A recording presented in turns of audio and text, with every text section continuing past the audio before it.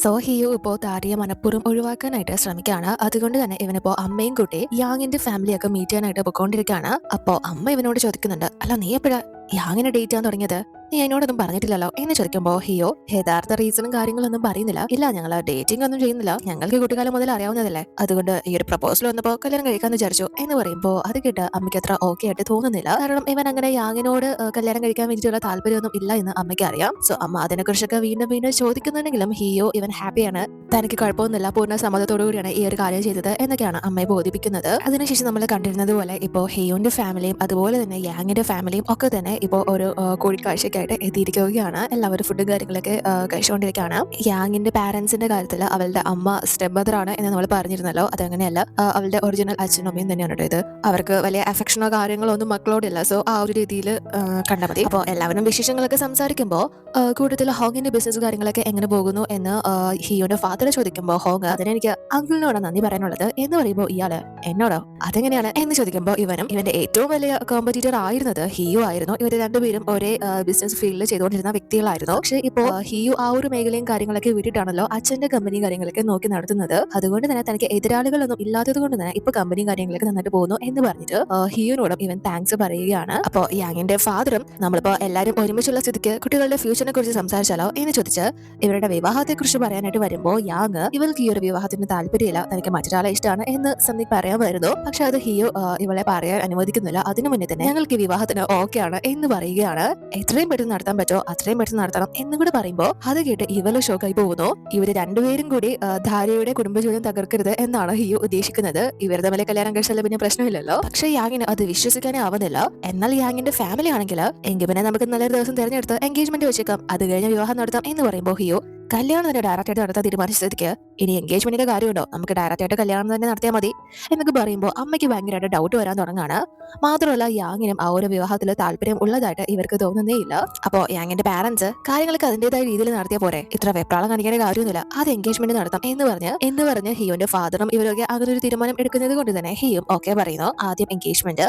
പക്ഷെ അവിടെ നിന്ന് ഇറങ്ങിയിട്ട് യാങ് ഇവനെ വിളിച്ചുകൊണ്ട് വന്ന്, അല്ല നിങ്ങൾ എന്തായി കാണിക്കുന്നത്, ഞാൻ നിങ്ങളെ ഇഷ്ടപ്പെട്ട് നിങ്ങളുടെ പിറകെ നടന്ന സമയത്ത് നിങ്ങൾക്ക് എന്നോട് താല്പര്യമില്ലായിരുന്നു, ഇപ്പൊ എനിക്ക് മറ്റൊരാളെ ഇഷ്ടമാണെന്ന് പറഞ്ഞപ്പോഴാണോ നിങ്ങൾക്ക് താല്പര്യം ഉണ്ടായത്, നിങ്ങൾ ശരിക്കും ഇതൊക്കെ ചെയ്തത് ധാരയ്ക്ക് വേണ്ടിയിട്ടല്ലേ, അല്ലാതെ എന്നോട് പ്രണയം തോന്നിയിട്ടൊന്നല്ലോ എന്ന് പറയുമ്പോൾ ഹിയോ ഞാനൊരു ടീം ലീഡർ ആയ സ്ഥിതിക്ക് എന്റെ ടീം മെമ്പേഴ്സിന്റെ കുടുംബജീവിതം തകർക്കാൻ ഞാൻ ആരെയും അനുവദിക്കില്ല, അതെന്റെ കമ്പനിയാണ് ദോഷം ചെയ്തത് എന്നൊക്കെ പറഞ്ഞ് സംസാരിക്കുമ്പോൾ ഇവള് നിങ്ങളെപ്പോഴാ അച്ഛന്റെ കമ്പനിയിലും കാര്യങ്ങളൊക്കെ ഇത്ര ശ്രദ്ധ കാണിക്കാൻ തുടങ്ങിയത്, ഞാൻ എന്തായാലും നിങ്ങളെ വിവാഹം കഴിക്കാൻ പോകുന്നില്ല, ഞാൻ ആ ദിവസം അങ്ങോട്ട് എത്തുന്നു നിങ്ങൾ കരുതണ്ട എന്ന് പറയുമ്പോ ഹിയോ നീ നിന്റെ അച്ഛനോട് ചെന്നത് പറഞ്ഞു കഴിഞ്ഞാല് തീർച്ചയായും പിന്നീട് നീ ആ ദിവസം അല്ലാതെ നിന്നെ ആരും പുറം ലോകം കാണിക്കാൻ പോകുന്നില്ല, നിന്റെ അച്ഛന് ഈ ഒരു വെഡിങ് എത്ര ഇമ്പോർട്ടന്റ് ആയിട്ടുള്ള കാര്യമാണെന്ന് നിനക്കും അറിയാലോ എന്ന് പറഞ്ഞിട്ട് ഇവൻ പോകുമ്പോ ഇവൾക്ക് അത് ശരിയായിട്ട് തന്നെ തോന്നാണ്. ഇവളുടെ പാരന്റ്സിനോട് ഇതിനെപ്പറ്റി പറഞ്ഞിട്ട് ഒരു ഉപയോഗമില്ല, അവരും പണത്തിന്റെ പിന്നാലെ തന്നെ പോകുന്നവരാണെന്ന് ഇവൾക്കറിയാം. അതിനുശേഷം ഇവര് തിരിച്ചു പോകുമ്പോ അച്ഛൻ അമ്മയെ ഭയങ്കരമായിട്ട് വഴക്ക് പറഞ്ഞുകൊണ്ടിരിക്കുകയാണ്. കാരണം ആ ഒരു ഫാമിലിയായിട്ടൊക്കെ സംസാരിക്കുന്ന ടൈമിൽ ഒന്നും തന്നെ ഈ ലേഡി സംസാരിച്ചിട്ടില്ലല്ലോ, അതുകൊണ്ട് തന്നെ ആ യാങ്ങിന്റെ അമ്മയെ കണ്ടുപിടിക്കുക, അവരൊക്കെ എന്ത് നന്നായിട്ടാണ് സംസാരിക്കുന്നത്, നീ അവിടെ ഒരു ചത്ത ശവം പോലെയായിരുന്നു ഉണ്ടായിരുന്നത് എന്നൊക്കെ പറയുമ്പോൾ ഇവര് ഞാൻ നിങ്ങൾക്ക് നല്ല പേരുണ്ടാക്കി തരാനല്ല വയ്യാഞ്ഞിട്ട് പോലും അങ്ങോട്ടേക്ക് വന്നത്, ഞാൻ എന്റെ മകൻ അല്പം സന്തോഷം കിട്ടിക്കോട്ടെ എന്ന് കരുതിയാണ് എന്ന് പറയുമ്പോൾ ഇയാള് അതെനിക്കറിയാം, നിന്റെ മോൻ അല്ലെങ്കിൽ നിനക്ക് വേണ്ടിയിട്ട് എന്നെ നിലകൊള്ളുന്നതെന്ന് എനിക്ക് നന്നായിട്ട് അറിയാം, അതിന് വേണ്ടിയിട്ടല്ലേ ഈ കല്യാണത്തിന് ഒരാൾ സമ്മതിച്ചത് എന്ന് പറയുമ്പോൾ അമ്മയ്ക്കൊന്നും മനസ്സിലാവുന്നില്ല, നിങ്ങൾ എന്തായി പറയുന്നത് എന്ന് ചോദിക്കുമ്പോൾ ഇയാൾ ആ ഒരു കാര്യങ്ങളൊക്കെ തുറന്നു പറയാണ്. ആ യാങ്ങിനെ വിവാഹം കഴിച്ചു കഴിഞ്ഞാൽ ആ ഒരു കുടുംബത്തിന്റെ മരുമകനായി കഴിഞ്ഞാൽ ഇയാള് ഇവരെ ഡിവോഴ്സ് ചെയ്ത് കൊടുക്കാം എന്നൊരു നിബന്ധന വെച്ചിട്ടാണല്ലോ അവൻ ഈ ഒരു വിവാഹത്തിന് സമ്മതിച്ചത് എന്ന കാര്യം പറയുമ്പോൾ ഇവര് ഭയങ്കരമായിട്ട് തകർന്നു പോവുകയാണ്. ഇവർക്ക് വേണ്ടിയിട്ടാണല്ലോ അവന്റെ ആ ഒരു സന്തോഷം പോലും മറന്ന് അവൻ ആ ഒരു കാര്യം ചെയ്യാൻ പോകുന്നത് എന്നാലോചിച്ച് ഇവർക്ക് ഭയങ്കര പ്രഷറും കാര്യങ്ങളൊക്കെ ആവുകയാണ് ആ ഒരു കാര്യം. അതുപോലെ തന്നെ ഹോങ് ഇപ്പോ ജീഹിയുടെ അടുത്താണുള്ളത്.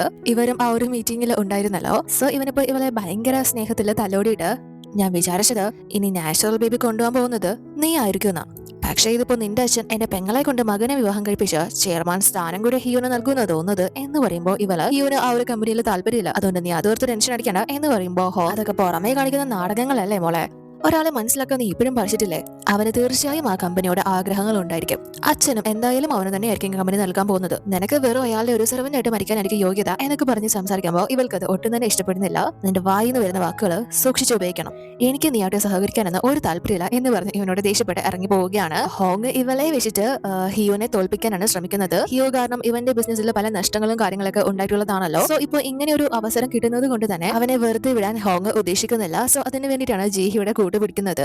അതിനുശേഷം നമ്മളെ പിറ്റേന്നാണ് കാണുന്നത്. ദാരി ഇപ്പോ ഹിയു ലാസ്റ്റ് പറഞ്ഞ കാര്യങ്ങൾ ഒക്കെ തന്നെയാണ് ആലോചിച്ച് ഭയങ്കര ഷോക്കത്തില് ഓഫീസിലേക്ക് വരുന്നത്. പക്ഷെ അവിടെ എത്തുമ്പോഴാണ് ഇവള് വീണ്ടും ഷോക്ക് ആവുന്നത്. ആ ഒരു വാർത്തയൊക്കെ അറിയുന്നത്. ഓഫീസിലെ എല്ലാവരും തന്നെ ഹിയുവിന്റെയും യാങ്ങിന്റെയും എൻഗേജ്മെന്റ് ഒക്കെ ഫിക്സ് ആയിരിക്കുകയാണല്ലോ. ആ ഒരു വാർത്ത എല്ലാവരും അറിഞ്ഞിരിക്കുകയാണ്. ഇവൾക്കും അത് ഭയങ്കരമായിട്ട് ഷോക്ക് ആവുന്നുണ്ട്. ഹിയും അപ്പോഴേക്കും അങ്ങോട്ട് വരുന്നുണ്ട്. വലിയ മൈൻഡ് ഒന്നും ആരെയും കാണിക്കാതെ അങ്ങോട്ടേക്ക് കയറി പോവുകയാണ്. സോ ഹിയു വിവാഹം കഴിക്കാൻ പോകുന്ന എന്നൊരു കാര്യങ്ങളൊക്കെ കേൾക്കുന്നത് കൊണ്ട് തന്നെ ദാരിക്ക് ഇപ്പോൾ ഒട്ടും ഓഫീസിൽ ഇരിക്കാനേ സാധിക്കുന്നില്ല. അതുകൊണ്ട് തന്നെ ലിഫ്റ്റിൽ കയറി എങ്ങോട്ടോ പോവുകയാണ്. അവരുടെ വെഡിങ്ങും കാര്യങ്ങളൊക്കെ ഓർപ്പിച്ചതുകൊണ്ട് ദാരി ഹിയുവിന്റെ വീട്ടിലേക്ക് പോയ സമയത്ത് അവനത് ഇഷ്ടപ്പെടാതിരുന്നത് ഇവളോട് ദേഷ്യപ്പെട്ടത് എന്ന രീതിയിലാണ് ഇവൾ അത് എടുക്കുന്നത്. ഇവളെ ആ ഒരു കാര്യം നല്ലോണം തന്നെ ബാധിക്കുന്നുണ്ട്. അതുപോലെ തന്നെ ഇപ്പൊ മറ്റൊരു ലിഫ്റ്റില് ഇവരുടെ കമ്പനിയിലെ എംപ്ലോയീസും ആ ഒരു മാരേജിനെ കുറിച്ചൊക്കെ അറിഞ്ഞിട്ടുണ്ട്. അതുകൊണ്ട് തന്നെ എന്തായാലും ഈ രണ്ട് കമ്പനികൾ ഒന്നിച്ചു കഴിഞ്ഞാൽ നല്ലൊരു ലാഭം നമുക്ക് തന്നെ ഉണ്ടാവും. മിസ്റ്റർ ഹിയുക്ക് തന്നെ കമ്പനിയുടെ അധികാരവും കാര്യങ്ങളൊക്കെ ഉടനെ ഏറ്റെടുക്കാൻ ചാൻസ് ഉണ്ട്. മിസ് ജിഹിക്ക് ഇവിടെ ഒരു പട്ടിയുടെ വില പോലും കാണില്ല എന്ന് പറഞ്ഞ് സംസാരിക്കുമ്പോൾ അതേ ലിഫ്റ്റിൽ പോർഗലായിട്ട് തന്നെയാണ് ജിഹി മാനേജറൊക്കെ നിൽക്കുന്നത്. അതേ മുന്നിലുള്ള എംപ്ലോയീസ് കണ്ടിട്ടുണ്ടായിരുന്നില്ല. സോ ഈ മാനേജർ എന്ന് പറഞ്ഞ് ചുമക്കുമ്പോഴാണ് അവരവിടെ ജിഹിയെ കാണുന്നത്. എന്തായാലും പറഞ്ഞു പോയതൊന്നും തിരിച്ചെടുക്കാൻ പറ്റില്ലല്ലോ. ഒന്നാമത് ഇവൾക്കിപ്പോ നല്ല പേടിയും കാര്യങ്ങളൊക്കെ ഉണ്ട്. അച്ഛൻ ഈ ഒരു കമ്പനി കാര്യങ്ങളൊക്കെ ഹിയോനെ ഏൽപ്പിക്കോ എന്നതില്. ഇപ്പൊ കമ്പനി ഉള്ളവരും കൂടെ അത് പറയാൻ തുടങ്ങുമ്പോ ആകെ വട്ടുപിടിച്ചാണ് ഇവള് ഓഫീസിലേക്ക് വരുന്നത്. അപ്പൊ മാനേജർ മാഡം ഞാൻ ഇപ്പൊ തന്നെ അവർ ഏത് ടീമിലുള്ളതാണോ നോക്കി പിരിച്ചുവിട്ടേക്കാം എന്ന് പറയുമ്പോ ഇവള അത് വിട്ടേക്ക് എന്ന് പറയുകയാണ്. കാരണം അങ്ങനെയാണെങ്കിൽ എല്ലാവരുടെയും വാ പൊത്താൻ ഇവർക്ക് പറ്റില്ലല്ലോ. എല്ലാവരെയും പിരിച്ചുവിടേണ്ട അവസ്ഥ വരും. സോ ഇവള് അതുകൊണ്ട് തന്നെ ഇയാളോട് അന്ന് ദാരിയുടെയും ഹിയോന്റെ ഫോട്ടോസും കാര്യങ്ങളൊക്കെ എടുക്കാൻ ഏർപ്പാട് ചെയ്തിരുന്നല്ലോ. സോ അതെന്തായി എന്ന് ചോദിക്കുമ്പോൾ ഇയാൾ പെട്ടെന്ന് അന്നത്തെ ഫോട്ടോസും കാര്യങ്ങളൊക്കെ ഇവളെ എടുത്ത് കാണിക്കുകയാണ്. പക്ഷെ അത് കണ്ട് ഇവൾക്ക് നല്ല വട്ട് പിടിക്കുന്നു. കാരണം അതിൽ പ്രത്യേകിച്ച് അവർ തമ്മിൽ റിലേഷൻഷിപ്പ് ഉണ്ട് എന്ന് തോന്നിക്കുന്ന തരത്തിലുള്ള ഒന്നും തന്നെ അടങ്ങിയിട്ടില്ല. അതുകൊണ്ട് തന്നെ എനിക്കൊന്നും കേൾക്കണ്ട, മര്യാദയ്ക്ക് എവിടെന്നെങ്കിലും പോയി എവിഡൻസ് തപ്പിക്കൊണ്ട് വന്നേ പറ്റൂ എന്ന് പറഞ്ഞ് ബഹളം വെക്കുകയാണ്. അതുപോലെ ഇപ്പൊ ദാരി പുറത്തേക്ക് വന്ന് അല്ല അവരെന്തിനാ ഇപ്പൊ വിവാഹം കഴിക്കാൻ പോകുന്നത് എന്ന് പറഞ്ഞ് ഭയങ്കര ജലസ് ആയിട്ട് വിഷമിക്കാണ്. അല്ല അതിനിപ്പോ എനിക്കെന്താ പ്രശ്നം? അയാൾ എന്റെ ടീം ലീഡർ അല്ലേ, ഞാനൊരു ടീം മെമ്പറും, ഞാൻ ഇവിടെ ജോലി എടുക്കാനല്ലേ വന്നത്, അതാണ് എന്റെ ലക്ഷ്യം, വേറെ ഒരു കാര്യം ഞാൻ ചിന്തിക്കേണ്ട കാര്യമില്ല എന്ന് പറഞ്ഞിട്ട് ഇവൾ അങ്ങനെ പറഞ്ഞ് സമാധാനിച്ച് തിരിച്ചു പോവുകയാണ്. എന്നിട്ട് നേരെ ഇവന്റെ ഓഫീസിലേക്ക് വന്നിട്ട് എൻഗേജ്മെന്റും കാര്യങ്ങളൊക്കെ ഫിക്സ് ആയതാണല്ലോ. അതുകൊണ്ട് തന്നെ ഇവൾക്ക് സംഭവിച്ചിട്ടില്ലാത്ത രീതിയിൽ കൺഗ്രാചുലേഷൻസും കാര്യങ്ങളൊക്കെ അറിയിച്ചിട്ട് മാത്രമല്ല ഇവനെ മുൻകൂട്ടി അറിയിക്കാതെ ഇവന്റെ സ്ഥലത്ത് എത്തിയതിനും ക്ഷമ ചോദിക്കുന്നു. എന്നിട്ട് ഇവള് വർക്ക് റിലേറ്റഡ് ആയിട്ടുള്ള ഫയലും കാര്യങ്ങളൊക്കെ ഒരു സ്റ്റിക്കും കാര്യങ്ങളും യൂസ് ചെയ്താണ് ഇവന് പറഞ്ഞു കൊടുക്കുന്നത്. കാരണം ഇവനോട് ഒരു ഡിസ്റ്റൻസും കാര്യങ്ങളൊക്കെ ഇടാനായിട്ട് ഇവൻ തന്നെയാണല്ലോ പറഞ്ഞത്. അതുകൊണ്ട് തന്നെ ഇവളുടെ അതിര് വിട്ടുപോകാതിരിക്കാൻ വേണ്ടി ഇവള് ആ ഒരു സ്റ്റിക്കും കാര്യങ്ങളൊക്കെ യൂസ് ചെയ്യാണ്. അതിനുശേഷം ഹിയോ കോഫിയും കാര്യങ്ങളൊക്കെ എടുക്കാനായിട്ട് വരുമ്പോൾ ആ ഒരു മെഷീൻ വർക്ക് ആവുന്നില്ല. ദാരിയും പെട്ടെന്ന് അത് കണ്ട് അങ്ങോട്ടേക്ക് ചെന്ന് അത് ശരിയാക്കി കൊടുക്കുമ്പോൾ ഇവർ വീണ്ടും അടുത്ത് വരികയാണ്. പെട്ടെന്ന് ഇവളും അത് ശരിയാക്കി കൊടുത്തിട്ട് സാർ നിങ്ങളെ തെറ്റിദ്ധരിക്കരുത്, ഞാൻ എന്റെ ജോലിയാണ് ചെയ്യാൻ ശ്രമിച്ചത്, പെർമിഷൻ ചോദിക്കാൻ പറ്റിയില്ല എന്ന് പറഞ്ഞിട്ട് ഇവളെ പോകാൻ തുടങ്ങുമ്പോൾ കാല് സ്ലിപ്പായിട്ട് കയ്യിലുണ്ടായിരുന്ന ചൂടുവെള്ളവും കാര്യങ്ങളൊക്കെ ഇവളുടെ കയ്യിലൂടെ വീഴുകയും ചെയ്യുന്നു. അതുപോലെ കപ്പും പൊട്ടുകയാണ്. ഹിയും പെട്ടെന്ന് അത് കണ്ട് ഐസും കാര്യങ്ങളൊക്കെ എടുത്ത് ഇവളുടെ കയ്യിൽ വെച്ച് കൊടുത്തിട്ട് നീ എന്തിനാ എപ്പോഴും ഇങ്ങനെ ഓരോ പ്രശ്നങ്ങൾ വിളിച്ചു വരുത്തുന്നത്, ബാക്കിയുള്ളവരെ കൂടെ കഷ്ടപ്പെടുത്തുന്നത് എന്തിനാണ്, വേദനിപ്പിക്കുന്നത് എന്തിനാണ് എന്നൊക്കെ ചോദിച്ച് ഇവൾക്ക് ആ ഒരു ഐസും കാര്യങ്ങളൊക്കെ വെച്ച് കൊടുത്തിട്ട് പോവുകയാണ്. പക്ഷെ അത് കേൾക്കുമ്പോൾ ഇവൾക്ക് ഭയങ്കരമായിട്ട് വിഷമാവുന്നുണ്ട്. കാരണം ഇവള് മനഃപൂർവ്വം ചെയ്യുന്നത് പോലെയാണ് അവൻ സംസാരിച്ചത് എന്നാണ് ഇവൾ കരുതുന്നത്. പക്ഷെ ഇവളെ വേദനിക്കുന്ന കാര്യങ്ങളൊക്കെ തന്നെ അവനെയും വേദനിപ്പിക്കുന്നതാണല്ലോ. ആ ഒരു രീതിയിലാണ് ഹിയോ പറഞ്ഞിട്ട് പോകുന്നത്. അതുപോലെ തന്നെ യാങ്ങും ഹിയോയും വിവാഹം കഴിക്കാൻ പോകുന്നു എന്ന കാര്യം വോവും അറിയുകയാണ്. ഇവന് പ്രത്യേകിച്ച് റിയാക്ഷനും കാര്യങ്ങളും ഒന്നും ഇല്ല. എങ്കിലും ഹിയോ കല്യാണം കഴിക്കാൻ പോകുന്നത് കൊണ്ട് തന്നെ അതോർത്ത് സന്തോഷമായിരിക്കുമല്ലോ. ഇവൻ പിന്നീട് ദാരിയുടെ പിന്നാലെ നടക്കില്ല എന്നൊരു കാര്യത്തില്. അതിനുശേഷം ഓഫീസിൽ ഈ ഒരു മാനേജർ വന്നിട്ട് ഹിയോന് ഒരു ഐഡിയയും കാര്യങ്ങളൊക്കെ കൊടുക്കുകയാണ്. ഐഡിയ അല്ല, ഒരു ചെറിയ പണിയാണ്. ഐഡിയ എന്താണെന്ന് വെച്ചാല് ഒരു ഐലൻഡില് ഒരു ദമ്പതികൾക്ക് 4 കുട്ടികൾ ഒരു പ്രസവത്തിൽ ജനിച്ചിട്ടുണ്ട്. സോ അവരെ വെച്ചിട്ട് നമുക്ക് പരസ്യം കാര്യങ്ങളൊക്കെ ചെയ്യാൻ സാധിച്ചു കഴിഞ്ഞാൽ ആർട്ടിക്കിളൊക്കെ പുറത്തിറക്കി കഴിഞ്ഞാൽ അത് നമുക്ക് ഭയങ്കര ഒരു നേട്ടം ഉണ്ടാക്കും. അത് നിങ്ങളുടെ ടീമിനായിരിക്കും ഏറ്റവും കൂടുതൽ ബെനിഫിറ്റ് ഉണ്ടാക്കാൻ പോകുന്നത് എന്ന് പറയുമ്പോൾ ഹിയോ ഞാൻ തന്നെ ടീമിനോട് സംസാരിക്കാം എന്ന് പറയുമ്പോൾ മാനേജർ അയ്യോ സർ ഇതുപോലുള്ള കാര്യങ്ങൾ നമ്മൾ നേരിട്ട് ചെയ്യുന്നതല്ലേ നല്ലത്, ഇപ്പോ ടീമിന്റെ ലീഡർ നിങ്ങളായ സ്ഥിതിക്ക് ഇത്തരം കാര്യങ്ങളൊക്കെ നിങ്ങളെ ഏറ്റെടുത്ത് ചെയ്യുന്നതല്ലേ നല്ലത്, മെമ്പേഴ്സിനെ ഏൽപ്പിച്ചു കഴിഞ്ഞാൽ അത്ര ഒരു പെർഫെക്ഷൻ കിട്ടിയെന്നവരില്ല, നിങ്ങൾക്ക് എപ്പോഴാണ് സമയം കിട്ടുന്നെന്ന് പറഞ്ഞാൽ മതി, നമുക്ക് അപ്പം അങ്ങോട്ടേക്ക് പോവാം എന്ന് പറയുമ്പോൾ ഇയാൾ പറഞ്ഞത് ഒരു നല്ല ഐഡിയ ആയതുകൊണ്ട് തന്നെ ഇവൻ ഓക്കെ പറയുകയാണ്. അതിനുശേഷം ദാരിയും അന്നത്തെ ജോലിയും കാര്യങ്ങളൊക്കെ കഴിഞ്ഞ് തിരിച്ചു പോകാനായിട്ട് തുടങ്ങുമ്പോൾ ഇവരുടെ കമ്പനിയുടെ ഒരു ആഡ് പുറത്തേക്ക് വന്നിരിക്കുകയാണ്. ഇവരുടെ ടീം വർക്ക് ചെയ്ത ഒരു ആഡ്. ഇവൾക്ക് അത് കാണുന്ന സമയത്ത് ഹിയോനെ കുറിച്ചുള്ള കാര്യങ്ങളാണ് ഓർമ്മ വരുന്നത്. ഇവര് ഒരുമിച്ചാണല്ലോ അതിന്റെ പിന്നിൽ പ്രവർത്തിച്ചത്. പക്ഷെ ആ ഒരു വ്യക്തിയെ ഇവൾക്ക് ഇപ്പൊ നഷ്ടപ്പെടാൻ പോകുന്നു എന്ന കാര്യം ആലോചിക്കുമ്പോൾ അത് ഇവളെ നന്നായിട്ട് അലട്ടുന്നുണ്ട്. സോ അതൊക്കെ ആലോചിച്ച് അങ്ങനെ നിൽക്കുന്നത് കൊണ്ട് തന്നെ ഇവൾക്ക് ഇവളുടെ ബസ് മിസ്സാവുകയാണ്. അത് വരുന്നതും നിർത്തുന്നതും ഒന്നും തന്നെ ഇവള് ശ്രദ്ധിച്ചിരുന്നില്ല. ഇവൾ അതിന്റെ പിന്നാലെ ഓടാൻ നോക്കുന്നുണ്ടെങ്കിലും ഇവളുടെ ചെരുപ്പ് സ്ലിപ്പായിട്ട് അവിടെ വീഴുകയാണ്. ചെരുപ്പും പൊട്ടിയിട്ടുണ്ട്. രാവിലെ ഒട്ടിച്ചോണ്ട് വന്നതാണ്, പക്ഷെ ഇപ്പൊ അതെല്ലാം കൂടെ ഇളകിയിട്ടുണ്ട്. അങ്ങനെയാണ് വീണത്. സോ ഇപ്പൊ ഇവൾക്ക് എല്ലാം നഷ്ടപ്പെടുന്ന ഒരു ഫീൽ ആണല്ലോ. മാത്രമല്ല ഇവള് മനഃപൂർവ്വം പ്രശ്നങ്ങൾ ഉണ്ടാക്കുന്നതാണ് എന്ന് വരെ ഹിയു പറഞ്ഞു. സോ അവന്റെ ആ ഒരു കാര്യങ്ങളൊക്കെ ആലോചിക്കുമ്പോൾ ഇവൾക്ക് ഭയങ്കര വിഷമായിട്ട് ഇവൾ അവിടെ ഇരുന്ന് പൊട്ടിക്കരയുകയാണ്. ആ ഒരു വ്യക്തിയെ നഷ്ടപ്പെട്ടാൽ അത് എന്നേക്കുമായിട്ട് നഷ്ടപ്പെടുന്നതാണല്ലോ. അതിനുശേഷം നമ്മളെ പിറ്റേന്നാണ് കാണുന്നത്. ഇപ്പോ ഹിയോ ആ ഒരു ഐലൻഡിലേക്ക് പോകാനായിട്ട് ഒരു ബോട്ടിലാണ് ഉള്ളത്. പക്ഷെ ഇവന് ലാസ്റ്റ് ദാരിയോടൊപ്പം ആ ഒരു ബോട്ടിൽ വെച്ച് ഉണ്ടായ കാര്യങ്ങളൊക്കെയാണ് ഓർമ്മ വരുന്നത്. ആ സമയത്ത് തന്നെ മാനേജറും അങ്ങോട്ടേക്ക് ദാരിയെ കൂട്ടിക്കൊണ്ട് വരികയാണ്. അതുകൊണ്ട് ഹിയോ ഭയങ്കരമായിട്ട് ഷോക്കായി. ഇവളെ അവോയ്ഡ് ചെയ്യാനായിട്ടാണല്ലോ ഇവൻ മാക്സിമം ശ്രമിച്ചുകൊണ്ടിരിക്കുന്നത്. അതിന്റെ ഇടയ്ക്കാണ് ഇവളായിട്ട് ഇപ്പോ ഇവന്റെ മുന്നിലോട്ട് വരുന്നത്. അതുകൊണ്ട് തന്നെ മാനേജറിനോട് ഇവളെന്താ ഇവിടെ എന്ന് ചോദിക്കുന്നു. അതായത് ഈ ഒരു മാനേജറിന്റെ പ്ലാൻ ആയിരുന്നല്ലോ ഇത്. സോ ഇയാൾ പറഞ്ഞിരുന്നത് ഇയാളുടെ ടീമിലുള്ള ഒരു സ്റ്റാഫ് ആയിരിക്കും കൂടെ വരാൻ പോകുന്നത് എന്ന് തന്നെയാണ്. പക്ഷെ ഇയാളുടെയും ജിഹിയുടെയും പ്ലാൻ ഒന്നും അതല്ലല്ലോ. അതുകൊണ്ട് തന്നെ അയ്യോ സർ, സമയപ്പോ എന്റെ കൂടെ വരാന്ന് പറഞ്ഞ അസിസ്റ്റന്റിന് വരാൻ പറ്റിയില്ല എന്ന് പറഞ്ഞ് പിന്നെ സമയത്തിന് എനിക്ക് വേറെ ആരെയും കിട്ടില്ല, അതുകൊണ്ട് ഈ കുട്ടിയെ കോൺടാക്ട് ചെയ്തത് എന്ന് പറയുമ്പോൾ ഇവൻ ദേഷ്യപ്പെട്ട് എങ്കിൽ പിന്നെ നിങ്ങൾ അത് നേരത്തെ എന്നോട് പറയാതിരുന്നത് എന്ന് ചോദിക്കുമ്പോ ദാരി പെട്ടെന്ന് സർ ഞാൻ കുഴപ്പമൊന്നും ഉണ്ടാക്കില്ല, ഞാൻ നല്ലോണം തന്നെ ഹാർഡ് വർക്ക് ചെയ്തോളാം എന്ന് പറയുന്നുണ്ടെങ്കിലും ഹിയു പെട്ടെന്ന് തിരിഞ്ഞു നിൽക്കാണ്. ഇവളെ വിചാരിക്കുന്നത് ഇവൾ വന്നത് ഇവനെ ഇഷ്ടപ്പെട്ടില്ല എന്നാണ്.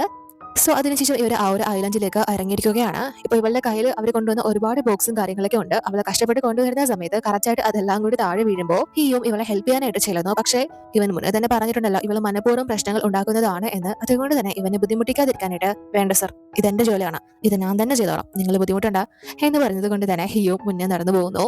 അതിനുശേഷം ഇവർ ആ ഒരു കപ്പിളിന്റെ അടുത്തോട്ട് എത്തിയിരിക്കുകയാണ്. എന്നിട്ട് ഇവർ ഒരുമിച്ച് ഫോട്ടോഷൂട്ടും കാര്യങ്ങളും ഒക്കെ തന്നെ എടുക്കുന്നു. എന്നിട്ട് ഈ മാനേജർ ആണെങ്കിൽ ഈ കപ്പിൾസിനെ മാത്രം കൂട്ടിക്കൊണ്ട് പോയിട്ട് ഫോട്ടോസും ഇന്റർവ്യൂ ഒക്കെ എടുക്കണം എന്ന് പറഞ്ഞിട്ട് ഇവരെ പുറത്തോട്ട് കൂട്ടിക്കൊണ്ടു പോകാൻ തുടങ്ങുമ്പോൾ ഹിയോ ഞാനും കൂടെ വരാം എന്ന് പറഞ്ഞ് അയാളുടെ കൂടെ പോകാൻ ശ്രമിക്കുന്നു. പക്ഷെ ഇയാള് സർ വേണ്ട, ഇത് ഞാൻ തന്നെ ചെയ്തോളാം, നിങ്ങൾ ബുദ്ധിമുട്ടണ്ട, അല്ലെങ്കിൽ തന്നെ നിങ്ങൾ എന്തിനാ ഈ ജോലിയൊക്കെ ചെയ്യുന്നത്, നിങ്ങൾ കുട്ടി നോക്കിയാൽ മതി എന്ന് പറഞ്ഞ് ഇവൻ കൂടെ വരാതിരിക്കാനായിട്ട് അവന്റെ ചെരുപ്പ് എടുത്തുകൊണ്ട് ഓടിപ്പോവുകയാണ്. അയാളുടെ ലക്ഷ്യം എന്ന് പറയുന്നത് ഇവരെ രണ്ടുപേരെയും ഒരുമിച്ച് നിർത്തുക എന്നുള്ളതാണ്. സോ പിന്നെ വേറെ വഴിയില്ലാണ്ട് ഇവർ തന്നെ ആ ഒരു കുട്ടികളെ നോക്കുകയാണ്. ഇവരുടെ കുട്ടികളെ പോലെ തന്നെ അവർ അത്രയും നല്ലോണം കെയർ ചെയ്തിട്ടാണ് ആ ഒരു കുഞ്ഞുങ്ങളെ നോക്കുന്നത്. കുറച്ച് കഷ്ടപ്പാടും കാര്യങ്ങളൊക്കെ ഉണ്ട് എങ്കിൽ പോലും അതെല്ലാം തന്നെ ഇവർ മെയിൻറ്റെയിൻ ചെയ്ത് കൊണ്ടുപോവുകയാണ്. 4 കുട്ടികളാണല്ലോ ഉള്ളത്. അതുപോലെ തന്നെ ഇയാള് ഇവിടെ ഇവരുടെ ഇന്റർവ്യൂവും കാര്യങ്ങളൊക്കെ എടുത്തിട്ട് ഈ ഒരു കപ്പിളെ പെട്ടെന്ന് അങ്ങോട്ടേക്ക് പോകാൻ തുടങ്ങുന്നു. കാരണം കുട്ടികൾ അവിടെ ഒരുമിച്ചാണല്ലോ, അവർക്ക് അതൊരു ബുദ്ധിമുട്ടാവില്ല എന്ന് വിചാരിച്ച് പെട്ടെന്ന് അങ്ങോട്ടേക്ക് പോകാൻ തുടങ്ങുമ്പോൾ ഈ മാനേജർ അതിനെ സമ്മതിക്കുന്നില്ല. ഇവരെ വീണ്ടും ഇവിടെ പിടിച്ച് നിർത്തുകയാണ്. നമുക്ക് പുറത്ത് പോയി കുറച്ച് ഫുഡും കാര്യങ്ങളൊക്കെ കഴിച്ചിട്ട് പോയാൽ മതി, കുട്ടികളുടെ കാര്യം അവർ രണ്ടുപേരും നോക്കിക്കോളും, അവർക്ക് നല്ല ട്രെയിനിങ് കാര്യങ്ങളൊക്കെ കിട്ടിയിട്ടുള്ളതാ എന്ന് പറഞ്ഞ് ഈ പാരന്റ്സിനെ അങ്ങോട്ടേക്ക് വരുന്നില്ല. അവസാനം കുറേ ലേറ്റ് ആയിട്ടാണ് അവര് ആ ഒരു വീട്ടിലേക്ക് എത്തുന്നത്. എന്നിട്ട് കുട്ടികളെ ഏൽപ്പിച്ച് ഇവര് രണ്ടുപേരും ബോട്ട് പിടിക്കാനായിട്ട് ഓടി വരുമ്പോൾ കറക്റ്റ് ആയിട്ട് ബോട്ട് അവിടെ നിന്ന് പോയി കഴിഞ്ഞു. ഇതൊരു ഐലൻഡ് ആണല്ലോ, അതുകൊണ്ട് തന്നെ പുറത്തേക്കുള്ള ബോട്ട് സൗകര്യങ്ങളൊക്കെ കുറവാണ്. സോ ഞാൻ പെട്ടെന്ന് തന്നെ മാനേജറിനെ വിളിച്ചിട്ട് നിങ്ങൾ എവിടെയാ, ഈ ബോട്ട് പോകുന്നത് ഞങ്ങൾ കയറിയിട്ടില്ല എന്ന് പറയുമ്പോൾ മാനേജർ അയ്യോ സാർ നിങ്ങൾ കയറിയിട്ടില്ലേ, ഞാൻ ഈ ബോട്ടിലുണ്ടല്ലോ, ഇത് ലാസ്റ്റ് ബോട്ടാ, ഞാൻ വിചാരിച്ചു നിങ്ങൾ കയറിയെന്ന് എന്ന് പറയുമ്പോൾ ഹിയോ നിങ്ങൾ ആ കുട്ടികളുടെ പാരന്റ്സിനെ ലേറ്റ് ആയിട്ടല്ല അയച്ചത്, പറഞ്ഞ സമയത്തിനേക്കാൾ കൂടുതൽ എടുത്തത് നിങ്ങളല്ലേ എന്ന് പറയുമ്പോൾ ഇയാള് സോറി ചോദിച്ചിട്ട് അയ്യോ സർ കുറച്ച് ലേറ്റ് ആയി, അതുകൊണ്ട് ഞാനും പെട്ടെന്ന് തിരിച്ചു വരാനുള്ള വെപ്രാളത്തില ബോട്ടിലേക്ക് വന്ന് കയറിയത്, നിങ്ങൾ കൂടെ ഉണ്ടെന്നാ കരുതിയത്, എന്തായാലും നാളെ രാവിലെ ബോട്ട് വരും സർ, അതിൽ കയറി വന്നാൽ മതി, ഇന്ന് തൽക്കാലം നിങ്ങൾ അവിടെ എവിടെയെങ്കിലും സ്റ്റേ ചെയ്തോ എന്ന് പറയുമ്പോൾ ഹിയോ അതൊന്നും പറ്റില്ല, എത്രയും പെട്ടെന്ന് ആ ബോട്ടിന് എത്ര രൂപയെന്ന് വെച്ചാൽ കൊടുത്തോളാം, തിരിച്ചു വിളിച്ചോണ്ട് വരാനായിട്ട് പറയുമ്പോൾ അയാൾ റേഞ്ച് പോയതുപോലെ ഹലോ ഹലോ എന്നാക്കിയിട്ട് നൈസിന് ഫോൺ വെച്ച് കളിയാണ്.